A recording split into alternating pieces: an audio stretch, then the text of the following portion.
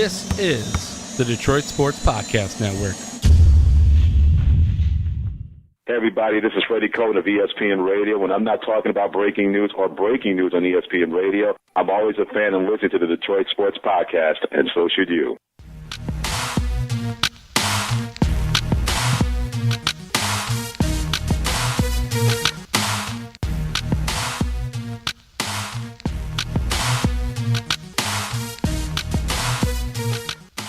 Episode 178 is now available for download on the Detroit Sports Podcast Network. I am the Doc, John Macaroon. Joining me, my cousin Adam, the Jock Strozinski. Happy New Year, sir. Happy New Year. This is it's a little bit different here. Lions in the playoffs. Don't know if they deserve it or not. Got all kinds of good stuff to talk about with college football. I understand that you had an eventful evening on Friday night there. So we're going to have Neal Ruhl come on, and he's going to talk to us a little bit about our Lions. As you can tell, I'm a little bit depressed about them. And I think we're going to kick this bad boy off with some Lions talk here. So the news of the day, man. Let's get it underway. Hey, it was quite simple. Everybody was talking like, okay, Jim Caldwell's been here for 3 seasons. He's gotten them to the postseason 2 of 3 years. So people wanted to know, okay, at this point in time, what's his status? And the reporters went out there, I believe, on Tuesday and just started asking around like, hey, have you talked to Bob Quinn at all about your job? What do you feel like? You know, how do you feel about the fans and the ones that are questioning you and things like that? And he kept it professional. He said, listen, I don't focus on that. I insulate myself here in the building. I'm just focused on Seattle. Well, boom, you wake up Wednesday morning and what's all the alerts going on my phone? What's everybody tweeting and texting about? Jim Caldwell. Adam Schefter put out a tweet that, Lions upper management has confirmed to him that no matter what, Jim Caldwell is likely to return to be the head coach in 2017, irregardless of what happens this Saturday in the playoff game. And my first reaction to that is why? Why reveal your hand beforehand? They haven't talked yet about an extension. Because you're a loser organization. That's why. I see you're upset. Only loser organizations do this. This is something that you should keep close to the breast. And after everything settles on Saturday night and you see how bad the Lions are going to get smoked out in Seattle, at that point, you can sit there and you can make a decision with more information on whether or not you want to keep Jim Caldwell. This is a guy who sits there and tells you every single season that he breaks the season down into quarters. Well, if that's the case, and if what happens on Saturday, the way I think it's going to happen, he's going to sit there and go 0 for 4 and look pitiful in every single game, yet you're going to bring this guy back? Why? Because he sat there and made the playoffs 2 out of 3 years? Mind you, he backed into the playoffs this season. I don't care what you say or how you spin it. You can't spit shine a turd. It's still a turd. And that's what happened. They backed into the playoffs. But you'll give no credit at all for 2 of 3 years. Jim Schwartz was given 5 full seasons, only got to the postseason once. And I'm pretty sure after 3 years, we both wanted him out of town too. But you know what? The Fords are loyal to a fault, and Mr. F there decided to keep him on forever and a day. It's what happens here. It's how the Lions operate. You sit there and you hold on to something for way too long, and then it burns you. And so the argument that people made, and I've talked about it with our supporters on Twitter at Detroit Podcast for damn near 4 days. And the biggest argument that they make is twofold. One, they say, okay, hey, how do you fire a head coach that's gotten you to the postseason 2 of 3 years based upon the Lions' horrid history in the past? And 2, they go, well, when you scour the landscape, okay, they will concede and say, hey, let's say you do fire Jim Caldwell. Who do you replace him with that next year with a super tough schedule that we put out on our website, DetroitSportsPodcast.com? You can see the home and away opponents next year. With that schedule coming up, who do you want to come in here that will maybe continue this wave of success? And they go, continuity is key. That's the key to a successful franchise. And they say, if you're going to bring in someone from New England, there's no guarantee they're going to be successful because, in essence, there's only one name out there, and rumors are that he's going to be traded, Sean Payton. Would you want to replace Jim Caldwell with Sean Payton? I think it'd be an upgrade. You think so? I think it'd be an upgrade. I think Sean Payton hasn't evolved in the last 4 years, and you've seen what's happened with the New Orleans Saints. I think New Orleans has a very stale team at this point. They've tried to sit there and change some pieces around. It just hasn't really worked. That defense isn't very good and hasn't been very good for probably the last 3 seasons. Another year on Drew Brees. He's getting older and older, and he still does it at a Pro Bowl level. He's just not at the level that he was when he won a Super Bowl. On top of that, that offensive line's not very good. and you got a running back who, unless you feed him the ball often, he's not going to do a whole lot. And Mark Ingram was so up and down this year, fumbled a lot, and once he fumbled, Sean Payton benched him and went away from him. So there are different things that I think happened in New Orleans. Sean Payton, I think, would be an upgrade. The only problem is you've got to trade for Sean Payton, and I don't want to give up draft picks because this team has way too many holes to fill. So automatically, he's off the list. All right? I just don't think you can do it. At the same time, does Jim Caldwell give you confidence with what you know about the schedule next year? We don't know how the games are going to be played and how everything's going to kind of work out, but you know what the home and you know what the away opponents are. Do you have confidence that Jim Caldwell's going to sit there and be able to give you a winning season or at least go 500? Because looking at who you've got to play, I don't think it's possible. Next year's schedule is brutal, and they have yet to discuss or reveal if Caldwell got an extension or not. He's just going to play out the rest of the terms of his contract, so they might be willing to let Jim Caldwell be a lame duck. Yeah, I don't think, if you're the Lions, if you're Bob Quinn, you can't give Jim Caldwell an extension. I just don't think you can. It doesn't make any sense because let's look at it this way. If everything plays out correctly and everything kind of works out gloriously for the Lions, there may be a name next year. So if you sit there, you roll the dice, you're like, all right, Jim Caldwell sat there, got us to the playoffs 2 out of 3 years. We'll sit there, we'll suck it up, and next year's probably going to be a disaster. You know, this is just my inner Lions fan talking. It's going to be a disaster next year. Maybe they'll win 3 games. I don't know. It's going to be a complete catastrophe. It's like having a poopy diaper from a kid who's super sick and he's got nothing but diarrhea and he's crapping up his own back. All right, that's what you're going to get next season. So you let Jim Caldwell go through the motions. In the end, you got to can him, right? There might be another guy who comes available next year, and it's the brother of the guy who's coaching in Ann Arbor. So if John Harbaugh comes available, would you go out and grab John Harbaugh? Because I know in a heartbeat I would. I think John Harbaugh is a great coach. I think he's got it all together. On top of it, he's already won a Super Bowl. So he's got a pedigree. Plus he comes from a lineage. He comes from the Harbaughs, the vaunted Harbaughs. Everybody here in Michigan loves Harbaugh, unless you're a State fan or an Ohio State fan. Okay, then maybe you don't. But John Harbaugh's never crossed you, never done you wrong. Just Jim. Okay, so Gandy has been the biggest supporter of Jim Caldwell and the guy that said, okay, you know what? If you want to get rid of Caldwell, name me 5 coaches that you think are better. So I'm going to ask you the names that I came up with that I would present to him and say, okay, and my stupid answer was ABC. Anybody but Caldwell would be anybody that I would want. Right? So the field. That's the field. Okay, so I'm going to name off 5 guys right off the top of my head, and you tell me you think they're a better coach than Jim Caldwell is right now. Okay, number 1, Sean Payton. Yes, upgrade. Jim Bob Cooter. No, because the last 3 or 4 weeks, he has pulled the wrong punches in the second half of games. Whether or not he can't make second half adjustments or he gets away from his game plan in the second half, it seems to fall apart. So no. Terrell Austin. Maybe. Yeah, again, you'd have to go through the interview process and he'd have to give me confidence. And from what I understand, every time he goes on an interview, he seems to do something that shoots himself in the foot and he doesn't give whoever's looking to hire him the confidence to bring him in. So I'm going to go maybe. Josh McDaniels. No. Matt Patricia. Another maybe. And again. So there you go. You're making Gandy's argument that you got a lot of maybes there. Well, he comes from the Belichick tree. I don't like McDaniels because I didn't like what he did in Denver. I think he was given too much too soon, and I don't think he proved enough. I think he's probably a guy who's better suited to be a coordinator. Whereas Matt Patricia, I like what he's done, but again, what scares me is he comes from the Belichick tree, okay? And nobody but Nick Saban has come from the Belichick tree and really done anything. And Nick Saban didn't do anything in the NFL. He was absolutely atrocious in the NFL.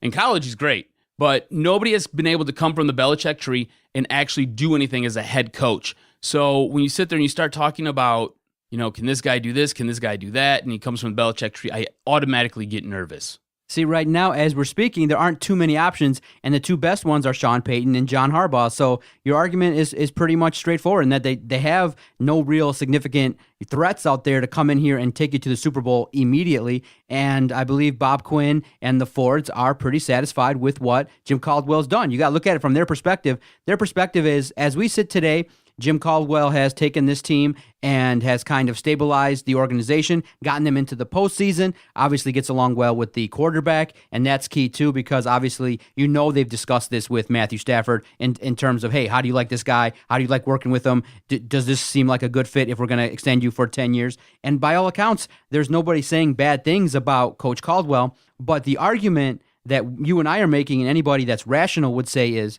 why not just wait till Sunday? It's only Thursday right now when you're listening to this. It's Thursday. Wait to see what happens when this team on short rests has to go to Seattle and play a Seattle team that, by what everyone's saying, is kind of down this year. They're not playing the best brand of football, but the biggest challenge is going to be going out to Seattle, playing on short rest, having nicked up players at this point in time, and seeing what you can do without a real running game and without a defense that has been inconsistent in the last half of the season. So why not just wait until Sunday, see what happens? Because now, let's just say, for discussion's sake, they go out there and they lose 55-3. Now you're like, and there's penalties. Jim Caldwell does a terrible job. You're going to really parade, this organization is going to parade Jim Caldwell back to Detroit and expect the fans to be supportive. They're going to be livid. You didn't have to do that. You didn't have to. I mean, I know it's a nice vote of confidence. It's the right thing to do, probably, in terms of saving face for Jim Caldwell, because they knew the next 3 days all he would be asked is, hey, are you going to get fired? What's your stance on this? And how do you feel about the organization and what they're saying about you? But my honest opinion is just wait till Sunday, wait till the season's completely over, then do your evaluation. And if you come away with a victory, now you got two legs to stand on. One, you say, hey, this was our guy. And two, he just came off a playoff win. Again, loser organization doing loser things by coming out and broadcasting to the world that they're going to keep this guy. And again, Monday through Saturday, Jim Caldwell's a great coach. Absolute great coach. By all accounts, the players absolutely love him. They'll sit there and they'll run through a wall for him. He says jump. They say, how high do you want me to jump, coach? I'll sit there and I'll jump until my knees give out for you. And that's great. That's outstanding. And yes, he has been able to get this team to the playoffs 2 out of 3 years. He is, by the record books, basically the most winning head coach in all of Lions history, which blows my mind, but he is. The problem I have is when it comes to Sundays. I feel like he makes too many miscues and too many missteps, and he just sits there, and there are times where he won't win you a game. I need a head coach that I'm confident will sit there and be able to win you a football game. In the case of a guy like Sean Payton helped the Saints win that Super Bowl by coming out at halftime and kicking an onside kick that took the Colts by surprise. That's a coach who makes a ballsy move and sits there and helps you win a football game. John Harbaugh has done it time and time again for the Ravens. Jim Caldwell, I can't sit there and point to one time where Jim Caldwell has made a decision or has made a move that I can see that has won this team a football game. Can you name anything in the 3 years that he's been here? Well, I give you this. In the last 3 years, he's 27-21, 57.571 winning percentage. It is the best in the Super Bowl era. He is a guy that you got to remember what he came into. The organization at that time was in flux. They had a lot of gangster-type players that were doing bad things. He's given a lot of stability, and he's helped clean up the locker room. And he is the conduit between the media and the organization, because everyone knows that the fans and the media sometimes want to tend to kind of ask about the history of the failed Lions organization. And despite, all the, negative comments that Caldwell makes, his decorum at the press conferences, he is a stabilizing force in that he gives PC answers. He keeps it in-house. He keeps it a la Bill Belichick. And you can argue whether or not he deserves that right to do that. But I believe that in terms of what he does in the pressers and the stance and the leader that the Lions want, it would be Jim Caldwell. The next step for him will be, and we'll talk about it after our discussion with Neal Ruhl, will be how important is this victory on Saturday versus the Seahawks? Because if you go out there and you go out to play in Seattle with the 12th man, with everybody against you, with probably the entire nation believing that you have no chance, that will go a long way to solidify their decision. But again, when we talk about Matthew Stafford, when we talk about Jim Caldwell, there's no playoff success. He's done a lot of good things in the regular season, and what you and I are saying is that he's not a terrible coach. He's not a bum of the month. But what we're saying is, and the question we're asking is, do we think Jim Caldwell could be standing there on a Sunday in February hoisting the Lombardi Trophy? And you and I believe no. You and I believe that this is the guy that, as a stopgap, is doing a great job. He's done what his assignment and what we thought our expectations. I'm not disappointed with what we're getting. I'm saying now the next step is... You want more. I want the next step in maybe getting that guy, but unfortunately the stamp A-plus prime head coach that there's no Bill Cowher out there to come in here and say, coach this team, take us to the next level. So absent of that, there is nobody that they're willing to just blow Jim Caldwell out, because that'd be really kind of bogus to fire a coach after getting to the postseason. You know, he deserves that fourth year. It's happened to much better guys than Jim Caldwell. Happened to Tony Dungy. Happened to Marty Schottenheimer. Marty Schottenheimer. It happens all the time. You've got coaches. I mean, here by itself, you've had it happen. You had a guy with Rick Carlisle coaching the Pistons. Guess what? He did a great job. Did an absolutely great job. Blew him out to bring in Larry Brown. How'd that work out? You won a championship.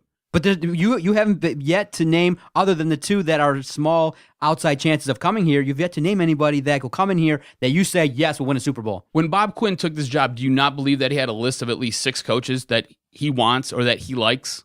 I think that he actually was told and is under the notion that let's see what Jim Caldwell can do. And working with him, I think that Jim Caldwell is a version of Coach Belichick that Bob Quinn likes. Strong with the media, doesn't let any distractions affect him. And the other part that he's got to get better at is in-game management. So now he's seen him. But you're a head coach. That should be number 1. But right now he's going to see. I believe that it's going to go further to see if he gets extended on what the Lions do this Saturday. Obviously, what happens in the postseason will strongly dictate it. And before we get to Neal, I'll tell you this, and we'll leave it at this. The Lions have faith in Jim Caldwell. All we're saying is I think that by announcing it prior to the playoff game, you leave yourself open for criticism when all you had to do was just wait a couple days. Nobody would blame you if you waited 3 days to see, hey, what does this team do in the postseason? That's the final exam. You basically passed the kid before the final exam. You said, okay, you know what? You've gotten a B-. The final is worth 80% of the grade, but you know what? Good job. You don't allow yourself any room for error by doing it. So, like you said, if they do go out there and they do get blown out, what'd you say, 55 to 3. 55 to 3. If that does happen, what are you going to do now? You're stuck. You're stuck with egg on your face. You're stuck with a coach who basically dropped 4 straight games at the end of a season. A guy who backed into the playoffs after having control of the 2nd seed in the NFC. You've then dropped all the way down to 6.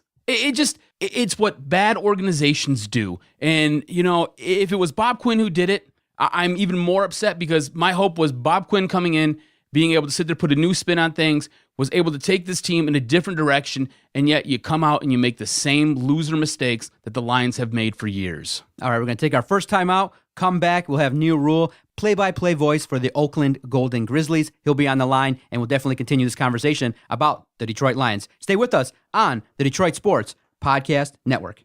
I want to tell you about our newest sponsor, Team Top Cat Sales. Are you looking for team apparel for your high school, your club sports team, or corporation? Look no further than Top Cat Sales, located on the east side of Main Street in downtown Royal Oak, between 11 and 12 Mile.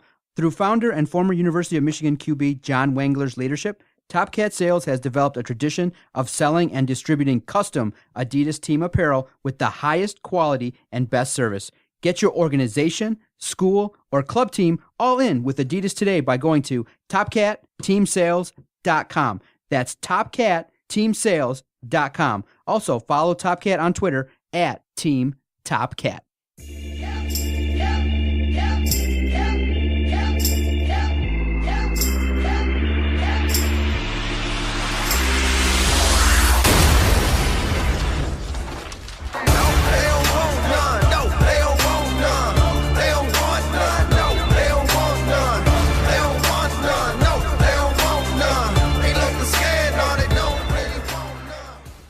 On the phone with us right now is a guy that you probably heard me having some verbal warfare with last Friday on WDFN 1130. He's the play-by-play voice of the Oakland University basketball teams. You can hear him on Channel 20 as well as on 1130, as well as ESPN3. Neal Ruhl, what's going on, bud? Thanks for coming on. Absolutely, no problem, fellas. At least there's not much going on in the world of sports. Oh, no, right? Absolutely nothing. Just right. Jim Caldwell getting the A-OK to sit there and go out and bomb in Seattle. And, hey, don't worry. It's going to be all right. We're going to bring you on back. Where do you stand on this? Adam, I tried to tell you that. I know you did. I know. Hey, last Friday, you dominated me in verbal warfare. You sat there and you told me what was going to happen. You sat there and you basically called my Michigan Wolverines Georgia. And after you gave me some facts and some numbers, I was like, I can't argue them. I can't. I'm so stuck right now. I went out that night and I talked to my buddies about it. And I was like, I feel like a shell of a man because he totally beat me up on the microphone. And you know what? You looked into your crystal ball and you said, hey, he's coming back. Get it through your thick square skull. He's coming back. and he's coming back. It blows my mind that this team goes out and basically says it before the playoff game. I mean, you're going to Seattle, the 12th man. It's a pit to play in Seattle. On top of it, it's a team that has probably more talent than you do. And you sit there and you leave yourselves no outs. You now have to bring him back. That's what they were going to do anyway. And hey, it all depends on your perspective with this whole Jim Caldwell situation. And look, I see both sides of it. I know that you're frustrated. I know some Lions fans are frustrated because you look at what he does on the sideline and you wonder. Sometimes you really do wonder. But at the same time, you have to take the other perspective of it and say, look, this guy's coaching the Detroit Lions, and we know the story here. We know the story with what this franchise has been. He's taken them to the playoffs 2 out of 3 years. And look, if they came up to me and said, all right, Neal, it's your call. You do exactly whatever you want to do. I mean, depending on who was available, I would probably make the move on that too. But when I look at it, when I am honest with myself and break it down, this cat's taken the Lions to the playoffs 2 out of 3 years. And this is something that hadn't been done since the 90s. And if you go by winning percentage, he's the best coach in the history of the franchise. Look at the numbers. That's not my opinion. That's not what I think. That's factual. You can look at it. And when you look at it from that perspective, yeah, he was going to be brought back. And, hey, I don't know the answer to this question, and none of us do. And the only people that know the answer to this question are Bob Quinn and people that are in the room. Is Jim Caldwell Bob Quinn's guy? I don't know the answer to that, so I can't speculate. However, if you look at the numbers, it's valid. It's valid to bring Caldwell back by the numbers. Is it the move that I necessarily want? Probably not. I would rather Bob Quinn, who we talked about this last Friday. I like what he's done in the draft in terms of getting guys that are actually playing and making an impact. That's something new for Lions fans to deal with, getting guys that contribute from the draft. So if Caldwell is Bob Quinn's guy, then I'm cool with it. If he's not, we'll never know. So I guess I'm cool with it. See, I like Bob Quinn too, and I think Bob Quinn has done a hell of a job in his first year in his first draft, and I can see this team building for the future. But you were talking about numbers, and Jim Caldwell sometimes talks about numbers, and he likes to break his season down into quarters. And if you look at the last quarter of this season, if they go to Seattle and they lose, this is a coach who has now gone 0-4 in his final 4 games of the season.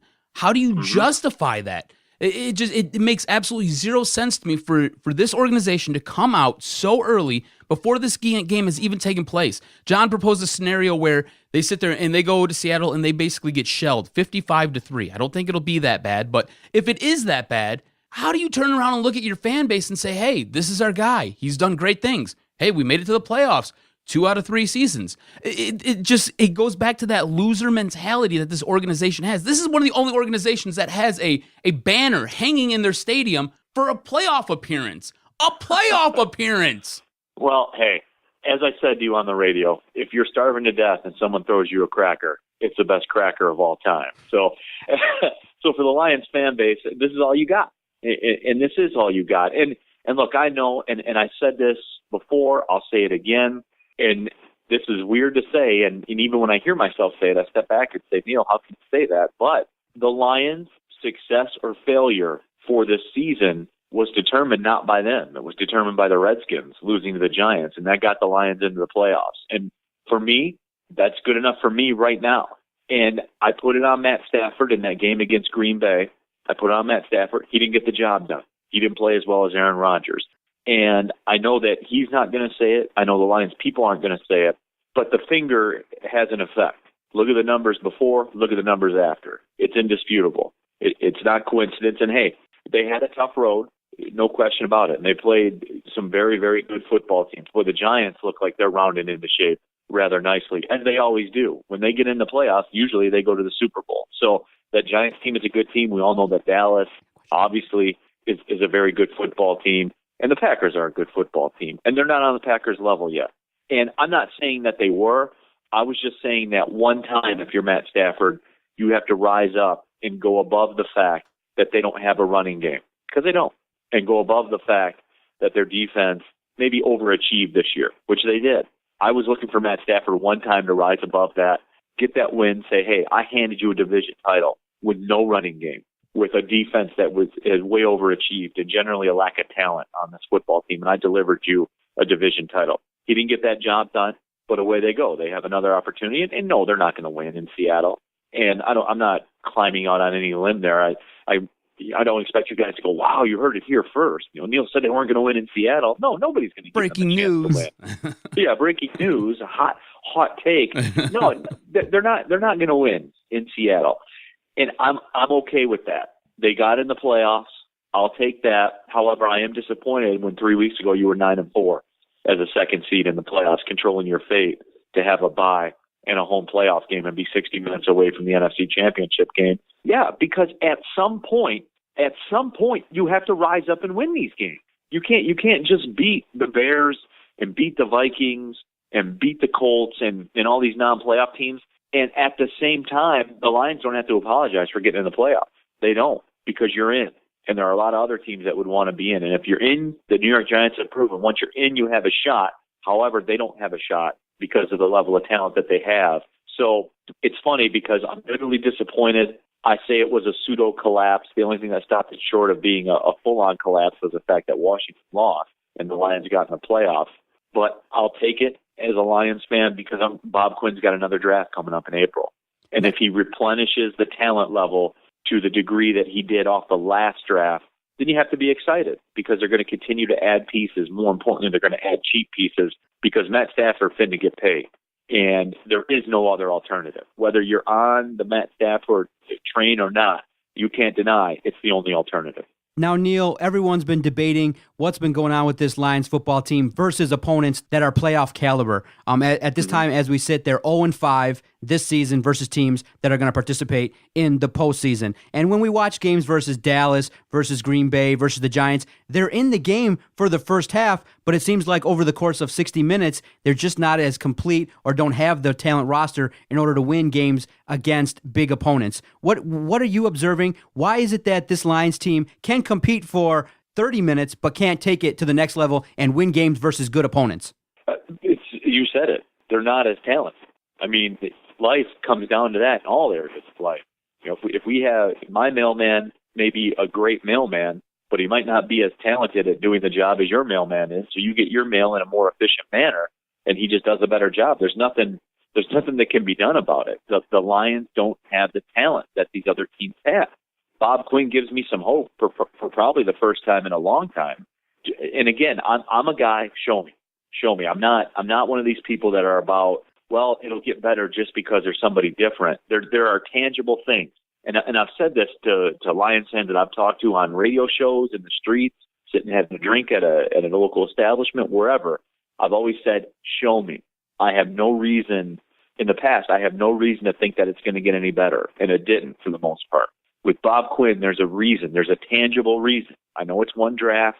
I know it's about 4 or 5 players, but I have a reason to believe at least. And that's more than I've had in a very long time with this football team. So they're not as talented. They're just not as good. And I will say this about Matt Stafford. He didn't get it done on the highest level, and he hasn't yet. And am I concerned about that? To a degree, yes. We're talking about 8 years in now. And what's his signature win? That Cleveland Browns win at home where he was mic'd up? I mean, that's probably his signature win. And I know through all the fourth quarter comebacks and all the ESPN bottom line stats, that's why games like Sunday night were so big to me. That would have been a signature win. This weekend against Seattle, that's a signature win. And that's the next step, a football team and a quarterback taking the next step to winning these games, because you're not going to be as talented as everybody. You got to find a way to win the football game. If you want the shine, you get the shade. And if you want the shine of saying, hey, we're a playoff team, hey, we're a contender for a division title, when you don't win these games, then you get the shade. And that's when people like me and pundits who know way more than I do say, you didn't get the job done at the highest stage. And that's what I'm looking for this football. Win one of these games. I'll cut you slack because, look, everybody rode down on them when they went into Chicago and lost. It's hard to win on the road in the NFL. It's hard. And so you're going to lose road games sometimes. But you have to win the big ones. They haven't done it yet, although they have won enough big games to get in the playoffs. That Saints game was a big win, but it wasn't a program definer like that Packers game would have been. like this playoff game this weekend is. They still have an opportunity. And now, just because you and I and everybody else give them no shot, if they go into Seattle and win this game, I'll ask you that, Adam. Does that change your perspective of this football team? If they go in and win, does it change your perspective? I think if you were being honest, you would say yes, it does, as it would with me. Yeah, well, absolutely, because now you have a playoff win. That being said, what a lot of this comes down to for me, it's the manner in which Jim Caldwell coaches. There is a way for him. There's a way for this team to win, and it might not have anything to do with the way he coaches this team. I feel like he makes too many mistakes on the sidelines, and that's my big issue with Jim Caldwell. It's my big crux here, because I think he's a great guy. I think he's as a head coach, I think he's outstanding at what he does Monday through Saturday. It's when Sunday rolls around and this guy's wearing 2 watches and it doesn't look like he can tell time on either one of them. And that's my issue I have. It's just because there are times and there are certain plays in games where you should either A, challenge a call, or B, sit there and override whatever your coordinator's saying to do.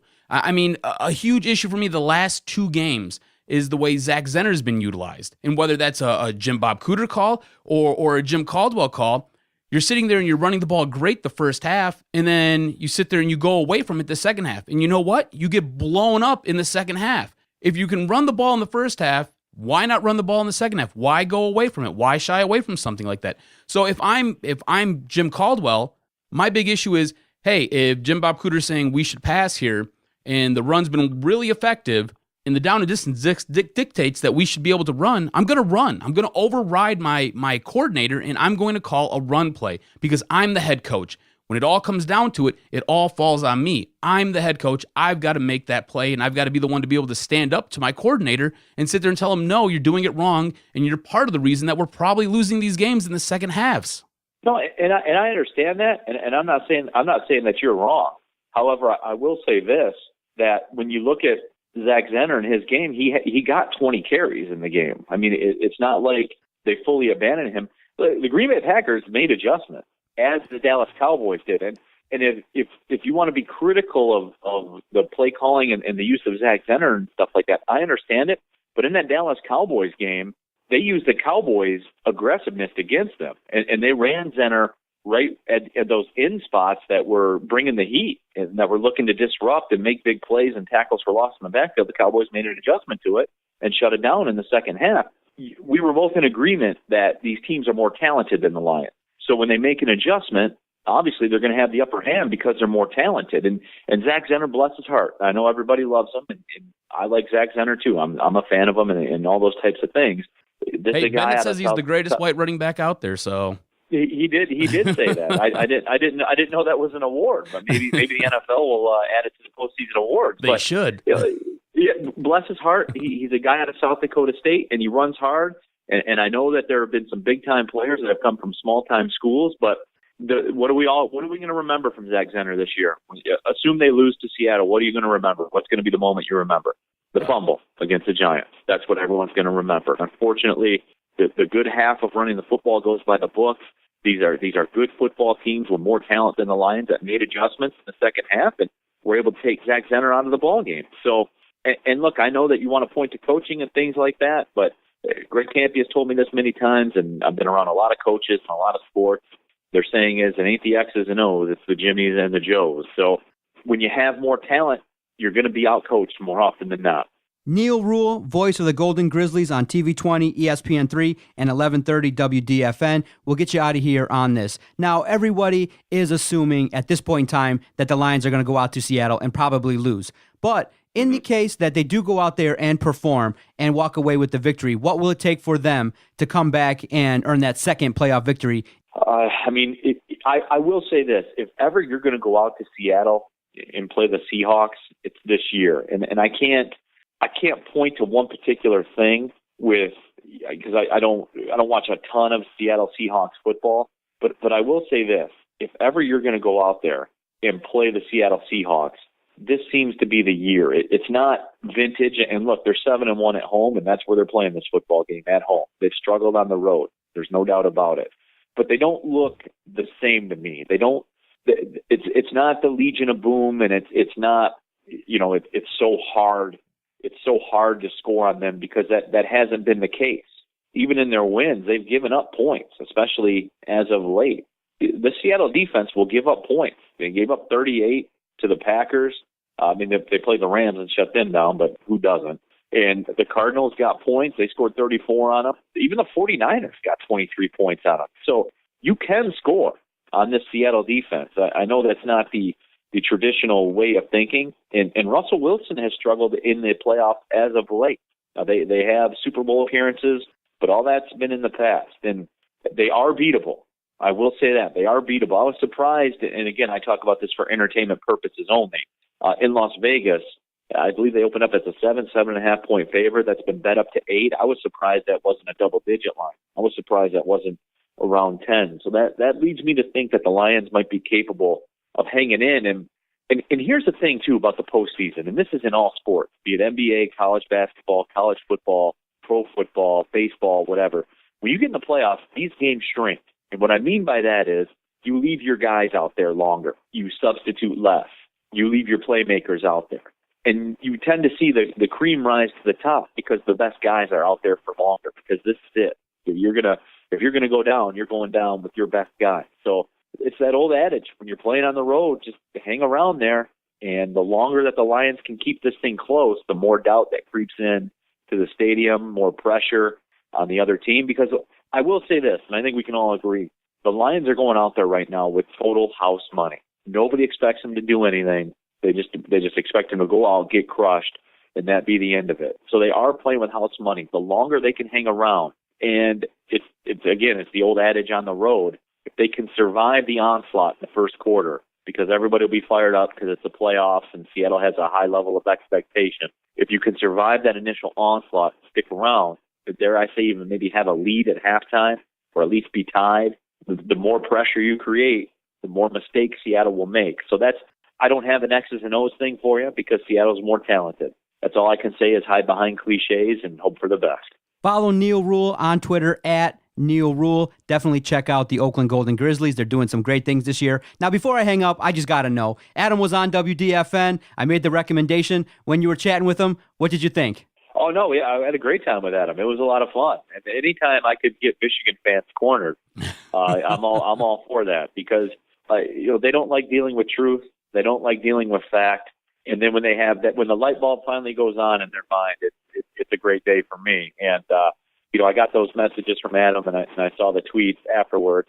Michigan football is Georgia football. It's the exact same thing. And I'm glad that you came around on that, Adam. It is, and I was embarrassed. So you shouldn't be embarrassed, man. I'll fix all the Michigan fans one fan at a time. Hey, by the way, the answer is 4. Zach Zenner carried the ball 4 times in the second half against Green Bay, and at that point, the game had started to get away from the Lions. Once Green Bay went up by basically 2 scores, they stopped running the ball. So he carried it. He carried it 16 times in the first half. What was his yards per carry on those 4? Do you know what it was? Because I remember him getting stuffed a lot in that second half. And I think let's see. Once they realized that it wasn't cracking anymore, they kind of went in a different direction. But that, like I said, all that being said, to me that doesn't make a difference. That game was on Matt Stafford to win, and he didn't win it. And when he did deliver that ball to Golden Tate in the first quarter, those are the plays that I'm talking about.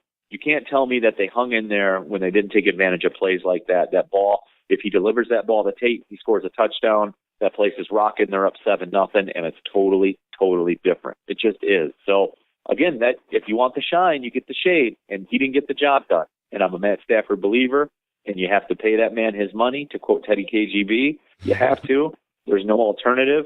But at the same time, there comes a point where you got to win these games. I don't care about talent level. You just got to find a way one time to win it. Zenner averaged 1.5 yards, by the way. Did the quick math. Okay, cool. That's not good. What is that? That's not good. 4.5 feet per carry. I like that. Not 4.5 good. feet. Thank you so much. We look forward to chatting again in the future. Thanks for your time. Anytime, guys. Talk to you soon. Thanks, Neal. Take it easy. One of the best in the business, Neal Ruhl. More verbal warfare from that guy. Always outstanding. All right, so here's the deal. Neal kind of touched on it a little bit when he was sitting there telling you kind of how the Lions have to win this game and what they're kind of looking to do. Look, Seattle's not very good up front with their offensive line. They've allowed a ton of sacks and a ton of pressures to Russell Wilson. They can't run the ball this year. It's why he says it's not a vintage Seattle Seahawks team. On top of it, that defense is banged up. So they lose their eraser in the backfield with Earl Thomas. puts a lot more pressure on Richard Sherman and a guy like Cam Chancellor. So if the Lions are going to beat Seattle, going to have to run the ball a little bit. Matt Stafford's going to have to sit there, protect the ball. And look, that injured finger, again, Neal was touching on it just a little bit. Let me kind of flesh out what he was sitting there making reference to with some of these numbers here with Matt Stafford and that finger. Basically, since that hurt finger, now you have to remember too, their final 3 weeks of the season, they played their best competition. But Matt Stafford's basically thrown as many interceptions since week 14 as he did for weeks 1 through 13, and that's 5. On top of it, his completion percentage has tumbled 7%, and his yards per attempt has dropped as well. So you can make an argument that it's not the finger, that it's the competition, but it looks like it's a little bit of the finger as well. So he's going to have to protect the football. Going to have to hit guys downfield because, again, those safeties are banged up. That secondary can be abused, and that's how they're going to have to take care of this. And like I said, right now the forecast is predicting wind and rain. So what's that going to do when you're throwing the ball downfield? Zach Zenner's going to have to come up big. Bennett said he's the best white running back in all of the NFL. If that's the case, he's going to have to prove it on Saturday night. So here's when we say it's ideal right now to play Seattle, their last game versus the Niners kind of exposed them a little bit on offense in that they don't have a rushing game right now. Can't run the ball at all. The key for the Lions will be that defensive line not letting unknowns become superstars. And then you're gonna have to make Russell Wilson beat you. They do have talent. They have Jimmy Graham, they have Doug Baldwin. But what you gotta do to start the game is pressure Russell Wilson. Do not let him run all over you. Do not let him extend drives and things like that. Get more possessions. And if you start the game off relatively close, only down maybe 3-0, 6-0 in that window, or hell, even take a lead, which is allowed. If they can start off strong. Is it? Yes. Are you sure? It's allowed. You can start off strong, keep the game relatively close. This, I know people realistically, based upon the situation, are saying that the Lions are going to lose. But if you look a little bit deeper and you look at Seattle's offense and you look at the vulnerabilities that they have, there is an opportunity for the Lions if they perform. That's the big word. If, capital I, capital F. They have to go out there, execute, and perform. The Lions will win this game if what happens? Matthew Stafford can throw the ball to the myriad of receivers that he has. All three have to be involved. All three have to have at least 6 catches or more. And Eric Ebron cannot make mistakes. And the number one thing, I think that'll be key, that'll get them over the hump, turnovers. If they can force, in any way possible, if Ezekiel Ansah can, bull rush, can force a fumble, if the secondary for the Lions can force some turnovers, any shape or form that you can get extra possessions and extra opportunities for that Lions offense and get them going, if you can get turnovers, and when the defense dials up pressure, you got to get there. Because look what Green Bay was able to do. Look what you saw. They tried on certain scenarios. Terrell Austin tried, but that might have been a mistake because the numbers have come out that when Aaron Rodgers is actually pressured, his QB rating goes up, which is absolutely crazy to think about, that when a quarterback, usually when you think about is pressured, his numbers go down, turnovers go up, mistakes are happen. But a guy like Aaron Rodgers, when pressure goes up, he rises to the occasion. But with Russell Wilson, I just don't want to see Russell Wilson's offense show up there and score 40 points. I would be utterly shocked and devastated if an offense that was struggling versus the lowly 49ers, the season finale, Seattle only pulled out a 25-23 victory. They didn't look sharp. And there is kind of a smattering of talk that Procise might be able to come back. Maybe not this game, but in the postseason. I had him on my fantasy team, so I know that if that guy plays, oh my gosh, look out. A little bit of a game changer. But I don't want to see Russell Wilson pick apart the Lions defense, extend drives, and make us look ridiculous out there, because there is an above average chance that they could win. But in the end, most people are going based upon history that Seattle is just dominant at home, that it's going to be really hard for the Lions to get off their plays, to definitely make the adjustments because of all that noise. You might see a couple false starts here and there, but I do think the Lions, are going to lose, but it's going to be tight. I would say in the same vein of like 26-23 Seattle, and it's going to be a fourth quarter game, and you can even probably skip the first half, don't even tune in until about 10:30. The Detroit Lions will beat Seattle if Ziggy Ansah and Kerry Hyder can sit there and penetrate Seattle's offensive line and make Russell Wilson's evening a complete and utter nightmare. That's the only way they win. I don't see them pulling that out. Look, Ziggy Ansah's been hurt most of the season, been dealing with a high ankle sprain. Kerry Hyder, at certain parts of the season, looked really good, looked almost like a Pro Bowl player. He's kind of disappeared, and he's been a little bit hit and miss.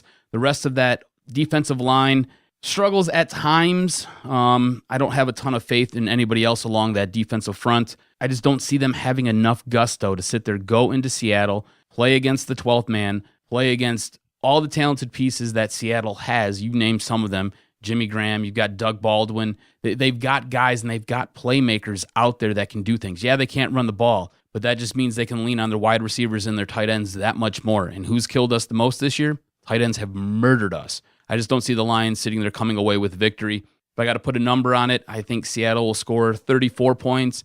Lions will sit there, maybe put up 17. I just don't see Matt Stafford being able to protect the ball, especially with the wind and the rain like they're predicting. And his finger, he says it's not an issue, but it appears to be an issue. Yeah, so, I think everybody out there, and I think that's the best advice we can give you. Just expect them to lose. Hope that they can go out there and perform and shock the world. And don't come at me with, oh my God, you're off the bandwagon and things like that. Listen, I go by history and I go by what my eyes see. And I still haven't heard you or Vito give me credit for what I told you last week on the holiday. I said, listen, pray your ass off that Washington loses because they're going to go and crap the bed. And I wanted to ask you before we get to the commercial break, do you think you're kind of, when you're looking at the Lions, a little bit basing a lot of your judgments on emotion? Because that was a no-brainer. They were going to lose to Green Bay. I thought that there was maybe 15% chance at best that you were going to win. I thought that to get to the postseason, you were going to need to back in. That was the case. If you watch the Lions, how could you expect the Lions to go, a national audience, big-time pressure to go out there and actually get the job done? I was relatively angry that, when you look at the pieces, then Aaron Rodgers is better. Matthew Stafford still hasn't had a home game. I still can't buy tickets to watch my team at home, but I wasn't surprised by any stretch of the imagination. I pretty much knew it was going to happen. If you remember, I picked the Lions to get smoked by Green Bay. So yeah, there's some emotion, but it's usually anger and vitriol, and I can't stand you. At this point, why? The Lions are what they are. We pretty much knew it was going to be a 9-7 team and I'm a first-round loss. Embarrassed that they're Why? even in the playoffs right now. They're in because it. you Why? backed in.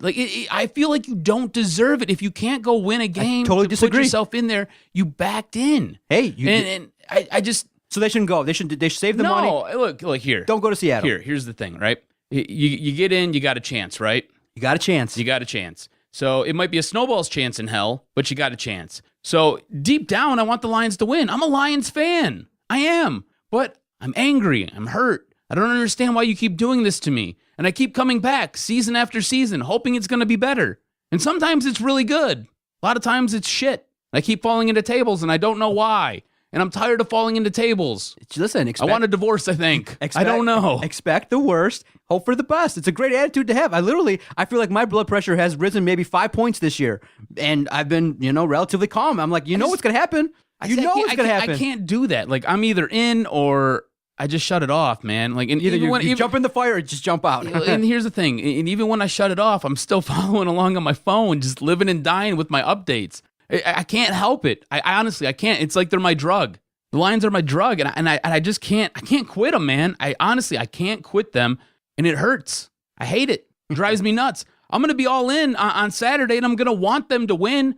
And then the second half's gonna roll around, and I'm gonna probably throw a shoe through my TV. You know how many TVs I've gone through this year? About 4. I don't have any more money for TVs. All right, let's take our final timeout. Get back. We'll tell the story of what the hell happened and me watching the Michigan game and UFC 207, and we'll finish out talking about... Ooh, can we touch on Rhonda Rousey at the very, very end? Sure, why not? We can talk about it right the same when I talk about what the hell happened, because that was part of it. And to end the podcast, we'll talk a little bit about Jabril Peppers. Was it a business decision? What's going on with all these bowl games? Jake Butt likely cost himself millions, although he was smart, took out insurance. We'll talk about his situation, college football, some news and notes made by Minnesota this week, and that's how we'll finish off this podcast. Stay with us, Doc and Jock, episode 178 on the Detroit Sports Podcast Network. Doc and Jock here for Fanatic U. If you're looking for some sweet sports swag and you love your Detroit teams, and I mean you really love your Detroit teams, you got to check out fanaticu.com. and get the coolest gear out there and rock your Red Wing shirt, rock your Lions shirt, rock your Piston apparel. Wear it till the wheels fall off. Michigan State, you know what? They got it too. Check out Fanatic U. They have 6 locations all over Metro Detroit. Check them out, fanaticu.com. Yeah, we coming now. Come on. Yeah, that's right. We put it down. It's like a family in here, just a little disabled. Putting it down, we lay them out on the table. Yeah. Who's in the house?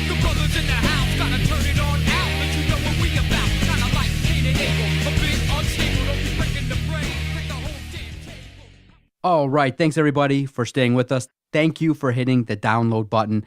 You are now able as well to download these podcasts on DetroitSportsPodcast.com. Another way for you, another avenue for you to find the podcast, whether it be Podomatic, Stitcher, Podbay, any place at all you can find podcasts, you can find the Detroit Sports Podcast. Check out all the news and notes by visiting our website, DetroitSportsPodcast.com. So, cuz, it's one of those situations where you're on vacation, you want to get out, have a night out with the family, and go to a place that you think is reliable. So I'm not going to name the establishment, but I went to a place, okay? A place that I've gone to numerous times to watch the UFC, have cocktails, literally 2 or 3 dozen times. And if you want to know the name of the place, I tweeted it out on our Twitter page at Detroit Podcast because I tweeted out as it was going on. So I go, family recommends, hey, we want to go out Friday night, da-da-da-da-da. You had your appearance on WDFN. Very proud of what you did. You rocked it, and you can check it out on Periscope. We have it there on our Detroit Sports Podcast Periscope. Go out. Want to watch Michigan, want to watch UFC. That was the more important thing for us was there's not too many places around here that has the UFC. So we go to a place that I recommended, a place that I've gone to literally 2 or 3 dozen times, never had a bad experience. And I'm a fan of Bar Rescue with John Taffer. And I would always sit back and laugh and go to and say to myself, man, knock on wood, I've never been to one of these bars that you would consider awful, that needs to be on there. Well, this night was absolutely ridiculous. We get there about 8 o'clock, around the time Michigan starts to play their bowl game. Okay, da-da-da, little chit-chat. We order our food about 8:30. 9:30 rolls around, nothing. 9:45 rolls around, food comes, no silverware. We ask, hey, the waitress comes strolling around after an hour and 15 minutes. Hey, can we get some silverware? An hour and 15 minutes. There's a lot of people, and there's no waitresses walking around, literally. And I'm like, what the hell is going on here? So I tweeted out, we got food, half the order, no silverware. We asked for silverware, nothing. At this point in time, now we're 90 minutes in, it's 10 o'clock. My wife is not having it. She's starting to go off, like, what the hell is going on here? Where's our food? What's going on? She ordered a drink, never got it. So she tells someone else who's not our waitress, hey, what the hell is going on here? This is beyond ridiculous. So they're like, yeah, and the other waitress is like, sorry, this place is run bad, poorly, da-da-da-da-da. Ooh, and even the staff? The staff was ripping on the owner. At the ilt. Yeah.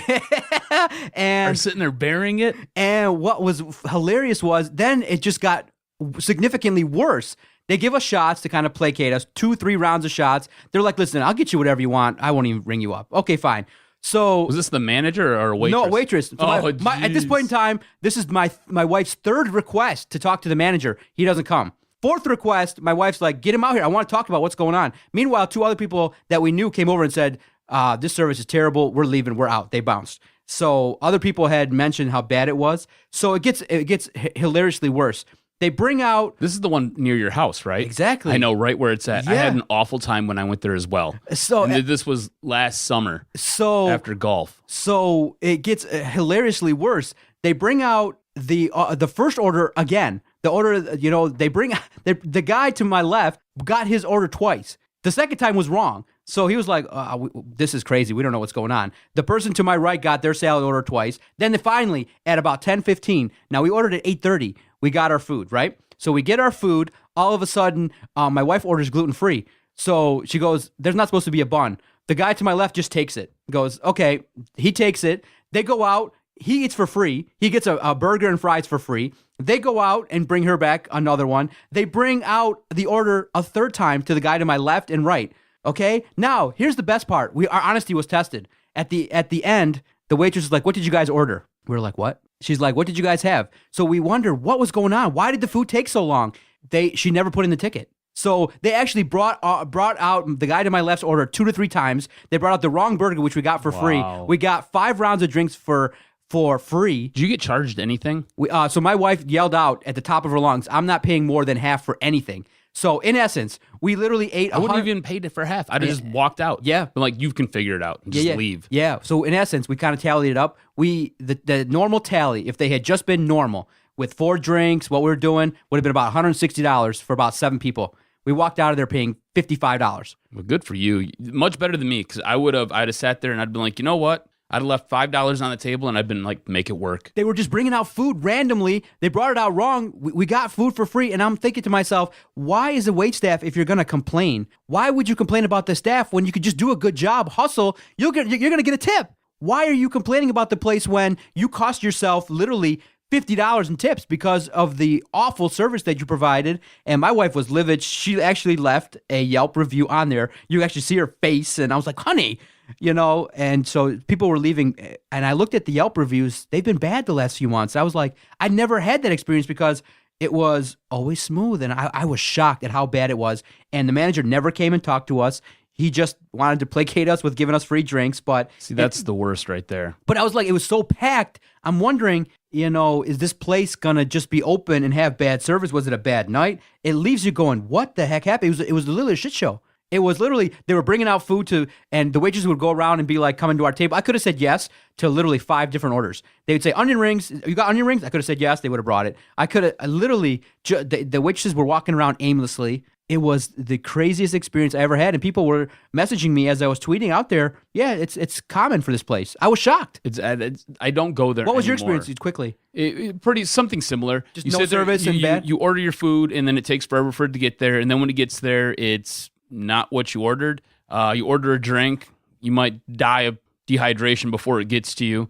And then when it finally gets to you, it's warm. And you're like, what the? How do you serve warm beer? What is going on here? It's same thing. And then like your waitress is totally oblivious to everything. And, it's one of those things where I could almost look past it if you look good, but you really don't even look all that good. So no get out of jail free card here. I don't go there anymore. The one place, Ooters, I don't go there either. The Double Mountain joint, I sit there, I check that one out every now and again. That one's not too bad. Food's at least pretty decent. The problem is the UFC's not showing that many places. That's the place that's huge. And well, see, you know what you need to do? You need to hook up with me. I went to Hart and Yakes right there off Mound and Hall Road. That's a great place. They sponsor my hockey team. They're a good time. Anyways, they have UFC? Yeah. I sat there, I watched that Rhonda Rousey fight. I watched Rhonda Rousey sit there and get dominated from the time the bell rang. If it was Mortal Kombat, you would have heard flawless victory. Can we talk about how she doesn't need to fight anymore? She's done. Her career is done. over. She can't box? Over. Nunez took it to her and destroyed her. And it's a disgrace that Nunez only gets a couple $100,000 for that fight, and Ronda Rousey commands $3 million to get rocked for a minute. Dude, she looks so far in over her head. It's amazing. We've talked about this before when an athlete just loses it, when an athlete doesn't have it anymore, and it sometimes comes and it goes so fast, and her career has been over so quickly. It was one of those things where I'm gonna disagree with you on that point. She lost that last fight, and you're like, all right, well, maybe it was a fluke. Maybe. And now she looked so overmatched in that fight against Nunez. She's done. She has nothing left. She needs to change coaches. She needs to really address her boxing, her elusiveness. You can't get rocked like that. Bob and weave, girl. Bob and weave, clutch. She tried a couple times to tie up Nunez with no ill effect. She couldn't do it. She couldn't land a punch, though. She couldn't land. I think she's boxing scared. They say that when you get knocked out, something changes. It triggers something in your brain and something changes. Whether you're not as fearless, whether you can't sit there and you don't have it with your jaw anymore, so your jaw can't sit there and hold up anymore. Something happens where you're not the same fighter anymore once you get rocked. And she definitely isn't the same fighter. I don't know if she could change her style. I don't know if she's so far along in the game where it's like trying to teach an old dog new tricks. I don't know if you can do it. I think she's done. And look, one of those things where she was coming out and me and the guys at the table were sitting there talking like, yeah, she's kind of an attractive girl. She's got that thing on her face that kind of messes me up a little bit. And I'm like, I don't like looking at that. Maybe you should go get that removed and maybe like Drew Brees did, whatever that thing is, get that taken off your face. She's an attractive girl. She can sit there. She can maybe go act, get some acting lessons. You said WWE wants her and they could maybe do something with her. Maybe go to fake fighting. I love wrestling. You love wrestling. She's an athletic girl. Go wrestle. Do something. Go to NXT. Be the biggest, baddest chick in NXT and then work your way up to the main roster. I don't know, man. I don't see her having it anymore in UFC. Maybe she's got to go down to Bellator. I don't know. Not good.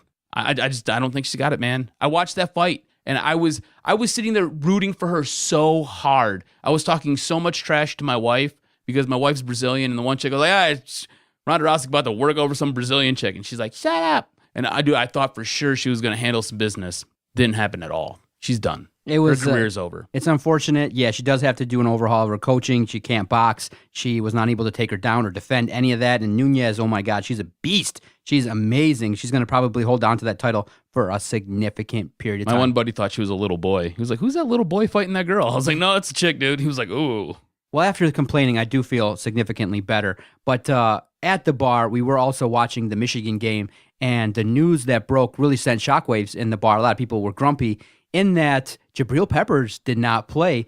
They say he tweaked his hamstring that Thursday before the bowl game. He tried to test it out, suited up on Friday, just wasn't able to do it. Now, whether or not you agree or if you think that he made a business decision, and I use air quotes there, I think it's all good for him because in the end, these bowl games are meaningless in that if you're projected to be a first or second round guy and you have the potential to make millions of dollars, why risk it at all? At any point in time, in practice or during that game, Jabril Peppers could have cost himself millions. And unfortunately, a prime example happened just, later on in the game versus Florida State. Jake Butt tears his ACL for the second time, and I heard that he took out insurance, a disability policy, should he have been hurt, and so he will collect a little bit of money should his stock fall because of this injury. But Jake Butt, you feel absolutely terrible for a guy like that when you realize it now. If I'm a recruit and I go play for a big-time program and I've worked my way up and I get a chance to earn $1 million or so and big-time money signing bonuses and a multi-million-dollar contract, I'm not playing that bowl game. I'm exactly 100% in favor of what Leonard Fournette and McCaffrey did. Skip the bowl game. I think that's what these big-time athletes should do because we're not talking about $50 here. We're not talking about 50 G's. We're talking about millions and millions of dollars. And in a brutal game like football, if you got that money guaranteed coming in, I have no problem if Jabril Peppers made a business decision. No problem at all. I don't question his heart. And I just go, all you got to do is look to Jake Butt. It's an unfortunate situation, but this is where it should go. If you're a high-priced guy, it's not all about heart. I don't think anybody at all from the NFL will look down upon you because it's most important. What's the most important ability in the NFL? Availability. And if you're hurt, getting, playing in a meaningless bowl game, you're not available. You cost yourself a boatload of money. So I just want to make sure I understand what you're saying. You think that Jabril Peppers made a business decision. You think he could have played that game? What I'm saying is, if it was for the national title, if it was a college football playoff game, you damn near sure his hamstring would have been wrapped probably 50 times, and he would have at least been out there for a play or two. Not even a play. Now, he could obviously say he's not cleared or whatever, he couldn't go, but he's got a say in it because you could go out there and run on the field. Hey, I'm on the field and play one play. He didn't get on the field at all. So I'm certain that it was on his mind. What is my potential risk to hurt myself further if I go out there? Hey, he was hurt, so he didn't go out there and play, and it cost Michigan dearly in a game where, as a silent guy rooting against Michigan, it was great, dude. Oh my God, the punt return. The best part of that punt return at the end of the game for Michigan was Florida State's teammate. He's like, "No, what are you doing? What are you doing?" He's like yelling at him, like pouting. All of a sudden, the guy zooms 65 yards to get Florida State in position. Oh, it was so great to watch. And all I kept thinking was, damn, these guys in the SEC just have pure speed. Why can't these Big Ten teams just find guys with speed? It's like, it's a situation where the Big Ten crapped the bed the entire bowl season, and you've seen speed differences. It's just speed. There's no overwhelming talent difference. All it is young athletes with pure speed hurting the Big Ten because it's more of a, old school line play where you got big offensive linemen and things like that, and there's just not enough speed. Not sure which game you were watching, but Florida State's in the ACC, just FYI. Oh, I'm talking about collectively. I was looking at other teams too. Collectively. But Florida's in the South too. I don't think it was necessarily a business decision he made because looking at what they were showing on the television screen as he was warming up, he couldn't even push off. So it looks as though he really tweaked it really bad and damaged his hamstring pretty severely, severe enough to where he couldn't play. I mean, the guy was in tears after the game. So I don't think it was a business decision. I think it was a legit injury. Now, well, my point will be then, if I'm Jabril Peppers, I would have joined the forces of Fournette and McCaffrey and just announced I'm not going. I would have got it. I don't know if he would have gotten that similar injury training, but I would have done the same thing. I wouldn't have even played. But I don't even think he's sure if he's going yet or not. I mean, he hasn't made made an announcement. There are reports. There are reports, and he's come out and he's denied all the reports. So I don't know if he's made up his mind yet. It seems as though he might be 50-50 still. So I don't know. I think there's a whole lot going on. What are your thoughts, especially around Jabril Peppers? What are your thoughts about it? Should these athletes take the decision to not go and participate in bowl games, in essence, that are really lose-lose, in my opinion? Right. I understand if you don't want to play, and I don't make a big deal about it if you don't want to play. If you do want to play, hey, that's great. Again, a guy like, if you got to look at it two ways. A guy like Jake Butt probably cost himself a couple $1 million. He might have been a low-end first-round talent. He'll probably be maybe a second, possibly a third-round talent. He was either low first round, high second round. He's now probably bottom of the second round, top of the third round, going for a tight end. On the other hand, you got a guy like Taco Charlton, who might have been a mid-second round pick, is now being talked about as moving his way up to the bottom of the first round. So you can either make money or you can lose money in these games. It's one of those things where you've got to go and you got to showcase your talent, and you got to make that decision. So it's totally up to the player, I think. Look, Christian McCaffrey didn't want to play. Leonard Fournette's dealing with an ankle and a foot injury all season. He didn't want to play, so they don't play. That's fine. I'm fine with it. Look, I think the Bulls, unless you're playing for a championship, it's all crap anyways. It's all about making money for the sponsors. The schools don't really make any money. The one good thing, the reason why bowl games are important for the football teams is that it gives them extra weeks of preparation where they can sit there and they can practice to get better for the following season. It does absolutely nothing for this season, but it makes you better for the following year. Why do you think that when Rich Rod and Brady Hoke were here at Michigan, that it was such a debacle and they could never get out of their own way and get into that bowl season?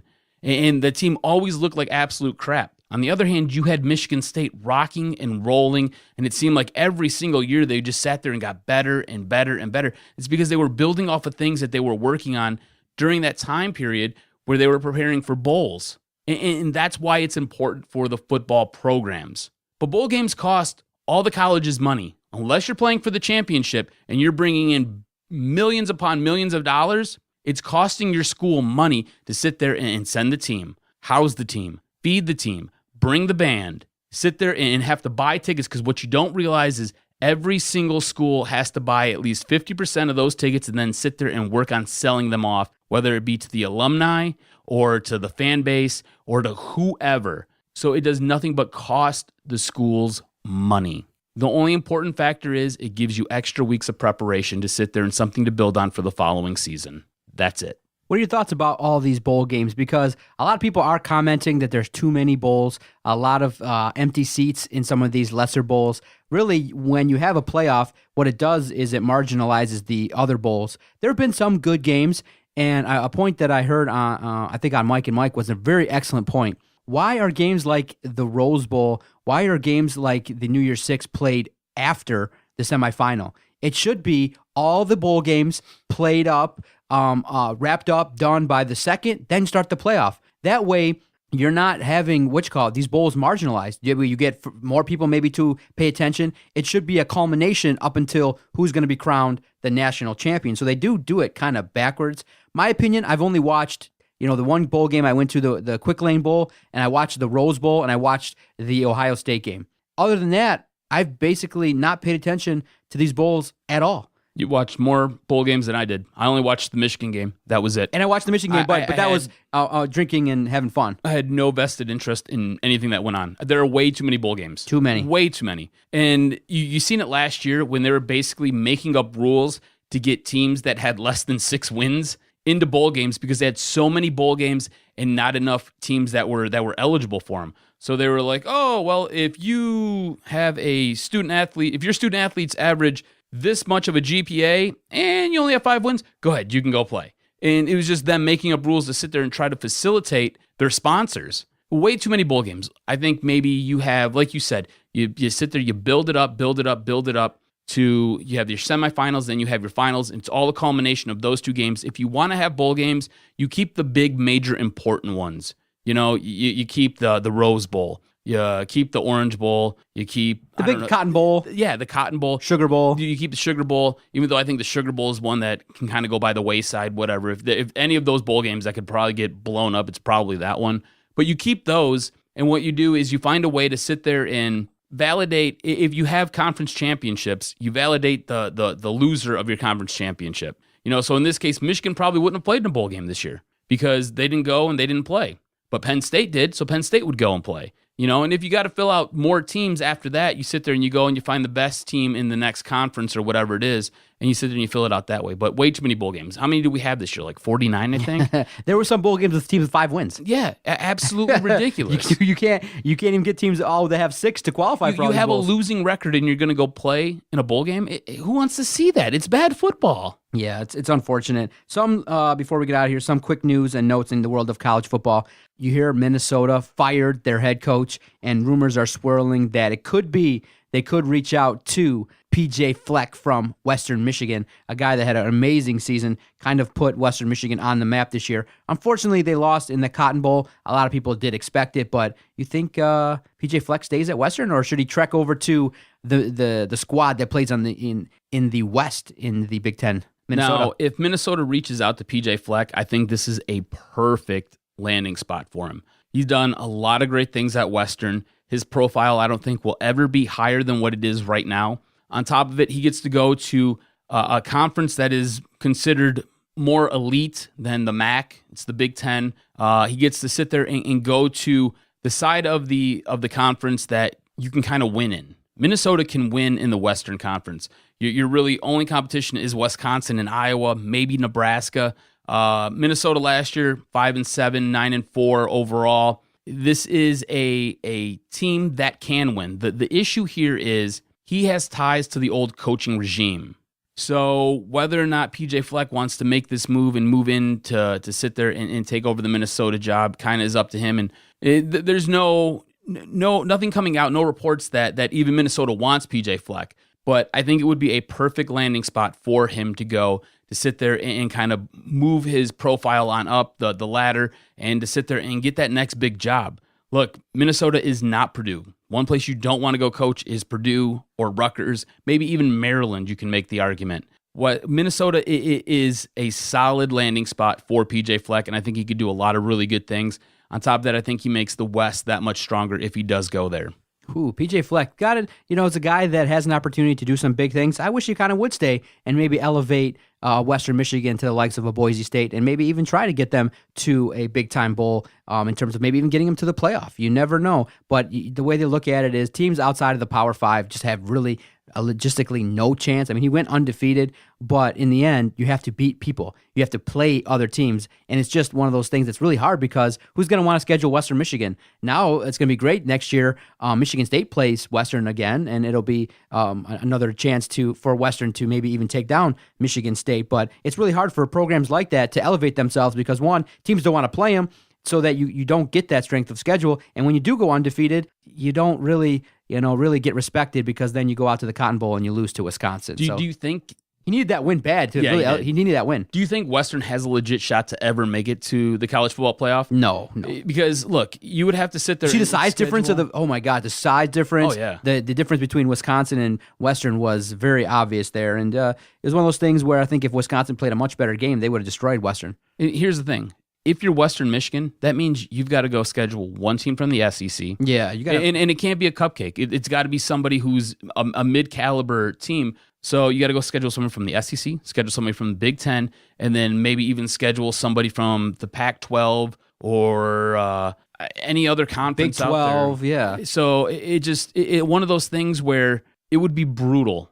It'd be an absolute brutal non-conference schedule for you. It'd be almost like what Michigan State does as they prepare for their basketball season. Listen, if you're a school outside of the Power 5, in essence, and you'd have to win at least 2 of those 3 games. It's a stepping stone school. Unfortunately, that's just what it is. Schools like Cincinnati, schools like Western, schools like Central. Yeah, what they are is a spot for coaches, if they have talent, to elevate themselves to get that next job in the Big Ten and further themselves. And you have to recognize that. That's why it is what it is. And so that's why people gravitated toward Western and a coach like PJ Fleck, because they knew that once he had this kind of season, that the time was ticking before he would leave. And that's it. Why do you So- think they sat there and they trademarked row the boat?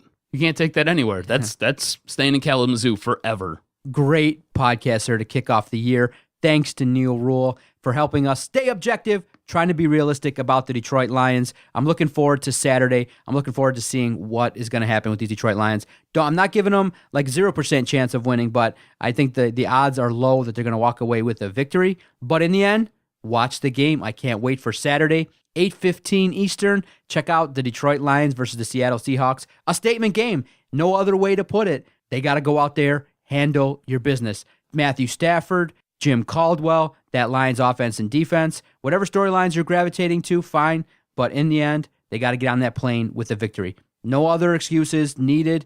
This is a team that desperately needs a playoff win, and they need to right the course because in the end, everybody's still thinking same old Lions. That's what's dictating the expectations. And so I hope they do it. I'm hoping. I don't have the expectation they're going to do it, but we shall see. And sticking with the same old Lions moniker and theme, it doesn't really matter if they get blown out 55-3 because Jim Caldwell will be right back here.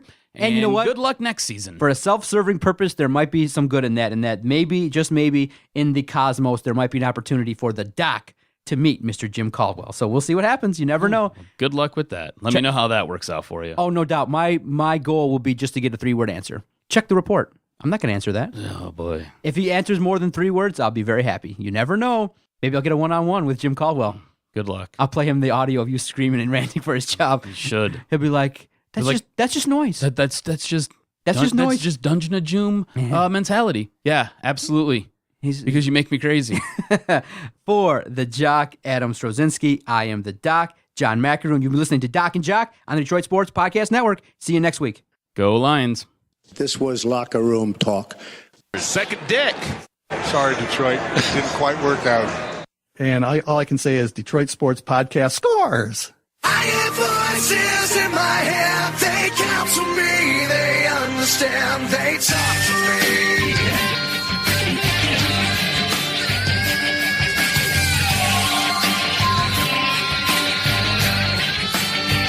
They talk to me.